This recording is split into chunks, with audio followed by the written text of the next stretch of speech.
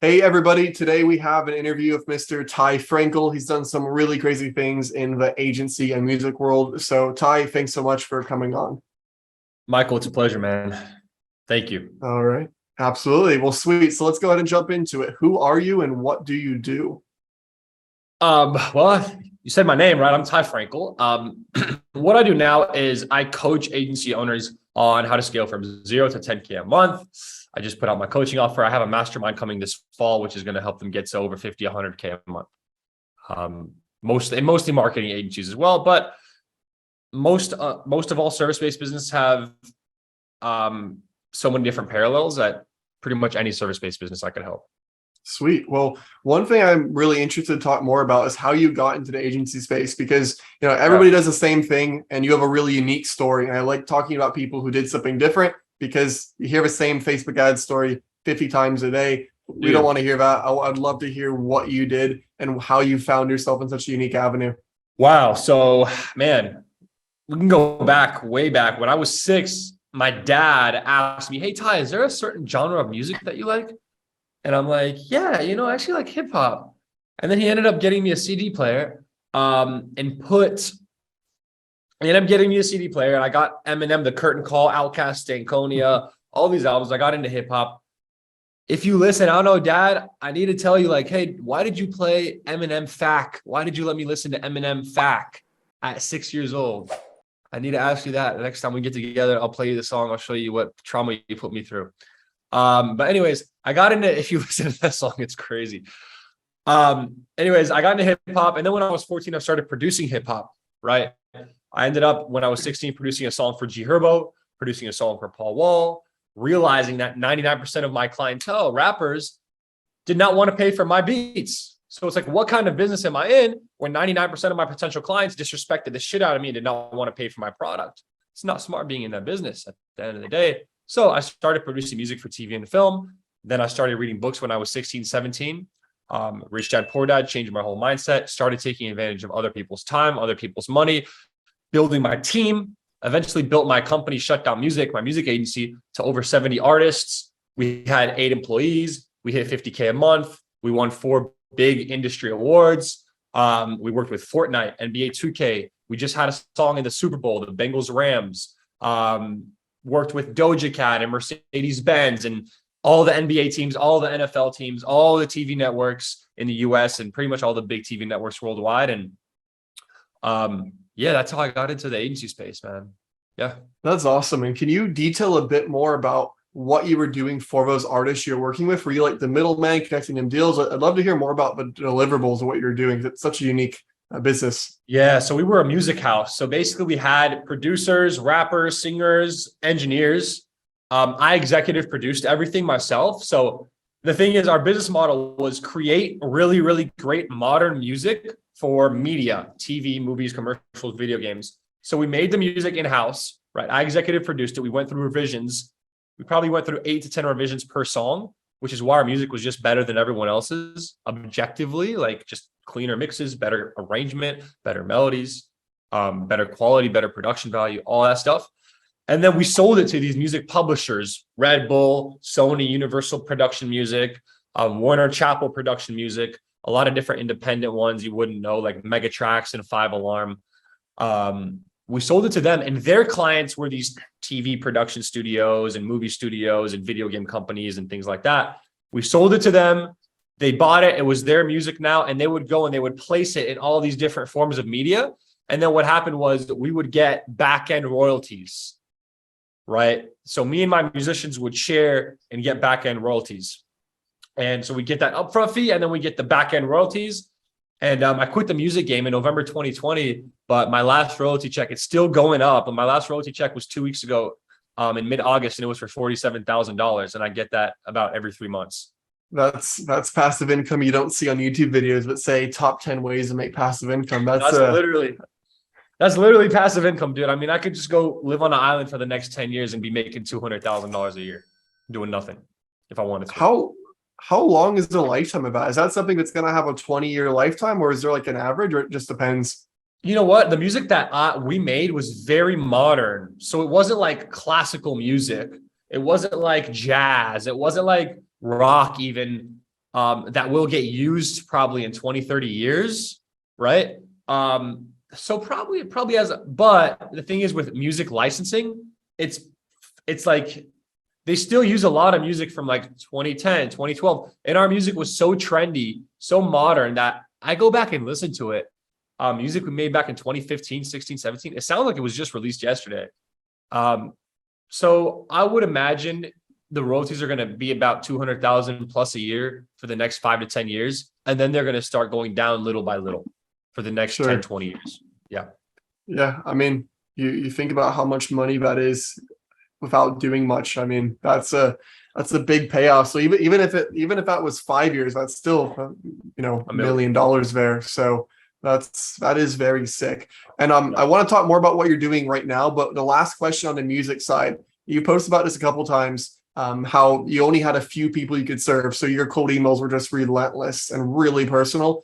You want to walk us through that a little bit? Yeah. So basically in the business, it was called the production music business or the music for TV and film business, whatever you want to call it.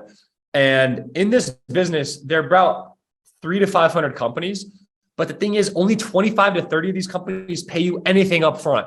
And our business model was to get paid up front so we could pay our musicians and we could make the best music in the industry, right? So there's only 25, 30 people that have the budget to pay you anything up front. So we literally needed to work with every single company that paid you up front in order to grow to $50,000 plus a month. And I ended up doing that. I ended up working with probably 95% of the companies that I wanted to work with through, number one, having the best product in the game. Can I curse? You can bleep that out if you want. You're good. But I had the best product in the game. The music was just head and shoulders above everyone else. And then I was just absolutely relentless with my email. So I just emailed multiple people per company. I emailed them once every 2 or 3 weeks with new music. I was very personalized. I was very nice. I was very casual and friendly. I acted like we're already friends. And I knew that once they listen to my music, it's better than everything they have. So that's all I needed to do. All I needed to do was get them to click that goddamn link and listen. And I knew that we would end up working together. So that's what happened. That's pretty sweet. And I like the approach you took because I think people get stuck around cold emails.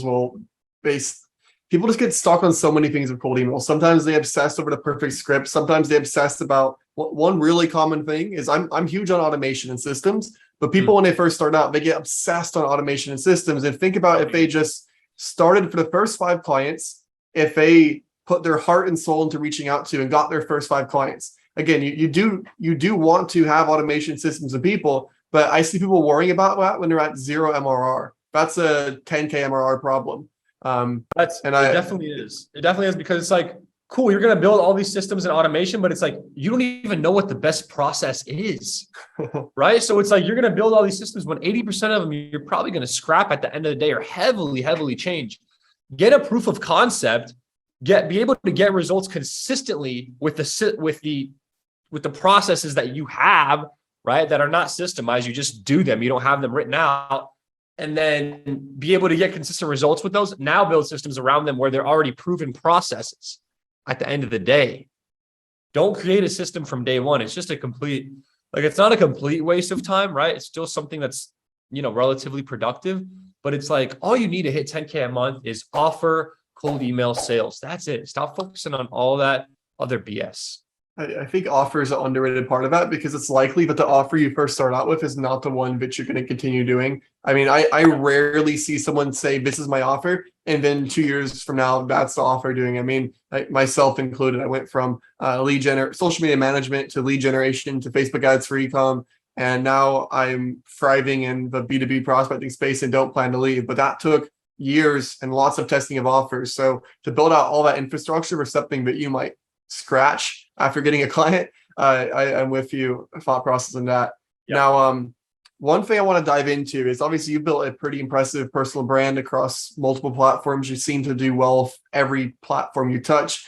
I'm curious to know right now, out of all the clients you get, what percentage of those are coming from your personal brand? Is it over 75%?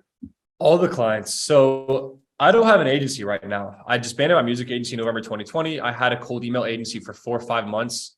early 2021. Disbanded that because of opportunity cost. It just didn't make sense for what I was doing. I just put out a coaching offer. It's called 0 to 10K Launchpad. And I just put out a course. I have a couple courses out that I don't really push, but I just put out this coaching offer, which is my main offer right now. And I'm gonna put out a mastermind in this fall for 18K a year.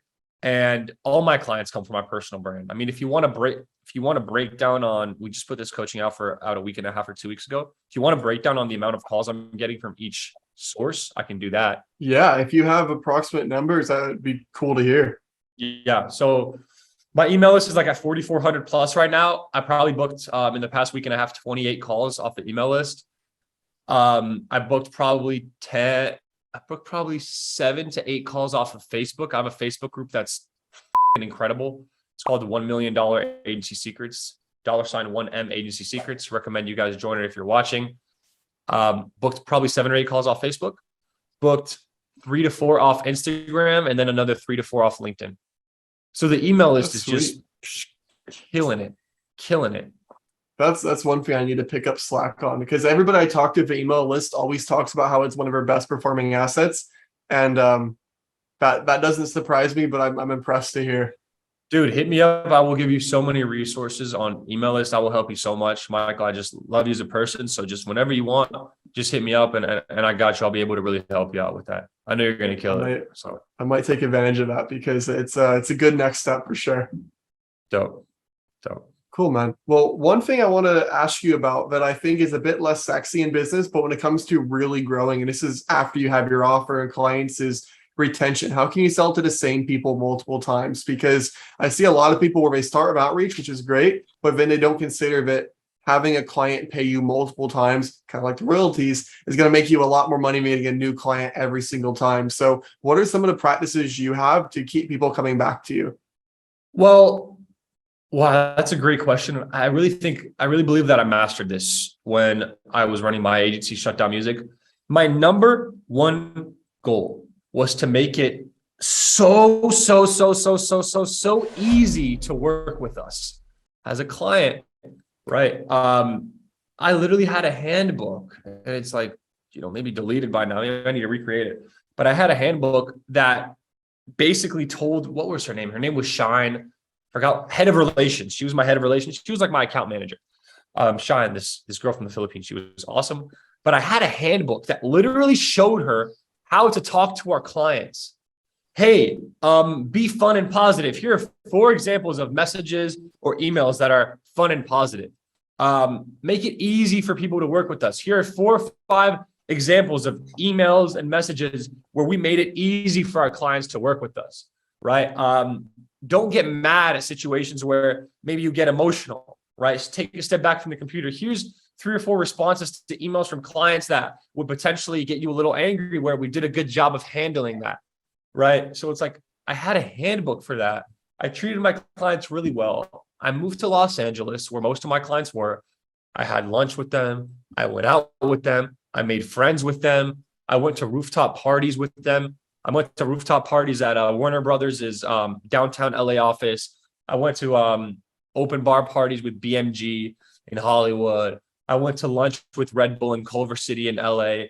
I went out with my 2 or 3. I had like 3 or 4 friends from Universal that were about my age, a little older. I went out with them, made friends with them. And plus the music was so good. I was indispensable. I was irreplaceable. If you become irreplaceable, if you make it super easy to work with you, and if you become friends with your clients, like true, genuine friends, they're never going to want to drop you. Like they're going to, especially if you're working in a bureaucratic company with all this red tape, like a Universal Music or a Warner or a Red Bull or whatever, they're going to fight for you, right? They're going to go to war for you and try to get you more projects and try to make you more money, because no one else treats them like that. You'd be surprised, where I was like, people are so incompetent at everything.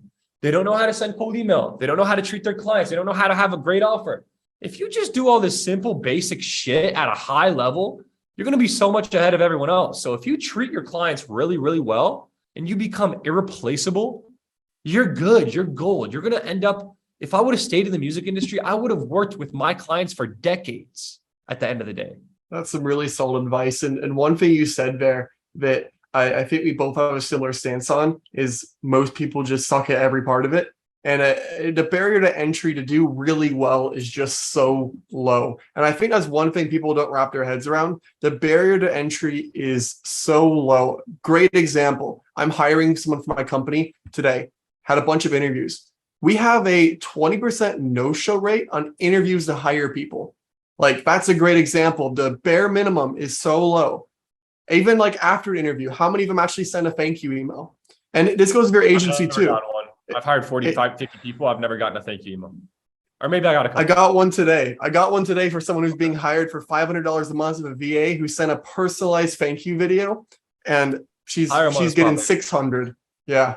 So, but it is amazing to see how, like, you just need to do the bare minimum. I have a mentor of my agency who does over 10 million a year. He has a rule that's called the 95% rule. The nice version of it is 95% of people aren't great. I would probably say 95% of people don't really matter. And it's like, how can you capture the 5% and right be on the the edge of getting 5%? canceled right now? We got to be careful with this stuff. We got to, reel it in just a little bit with this 95% of people are stupid type of deal. But I 100% agree for sure. If you're watching this, you're probably stupid. No, I'm kidding. You're smart. You're on Michael's YouTube channel. That means you're smart. It means you're one of the top 5%. You know to get clients at least. Maybe you're bad at everything else like I am, but you know to get clients. So there we go. Okay. You're at the right spot. You're at the right spot to learn how to do everything else. So, but I do think it's interesting as you talk about, going above and beyond for getting clients, having a good product, having good customer support, making it easy to work with you. Like, these things are all really fundamental. And it's interesting because I find that whenever you learn any topic, beginners make it really complicated. People in the middle have tips and tactics. And then the best people in almost every subject, it seems like they just really lean on the fundamentals, whether it's in outreach or service delivery, and even like sports or just anything in life. It seems like the top of the top always don't have tips, tricks, or tactics. They have really good fundamentals applied consistently. So I think that's a big lesson out of this conversation. 1,000%. Could not agree more with that. That's a great way to put it, Michael. Awesome. Well, Ty, appreciate you having you on the YouTube channel. It's been really insightful. Where can people go to learn more about you? Obviously, we'll plug in the Facebook group. Really good stuff there. But what other links do you want to drop below? I just started my YouTube channel. We're at 530 subs or so as I speak right now. My goal is to be the best business YouTube channel in the world. And everything I put out, I try to be the best at. Absolutely, just put my all into. So that's one channel that you can see that manifest in. What else? My LinkedIn, Ty Frankel. Look up my name. Feel free to connect with me. Tell me you came from Michael's channel. And yeah, if you want to shoot me an email, feel free. I'm pretty responsive. Ty, if you shoot me a good personalized email, I will respond. Ty@tyfrankel.com. And then if you want to get on my email list, the best goddamn email list in the game for agency owners and freelancers, tyfrankel.com. Cool. I'll drop those links below. Thanks again, Ty. Pleasure, brother. Thank you.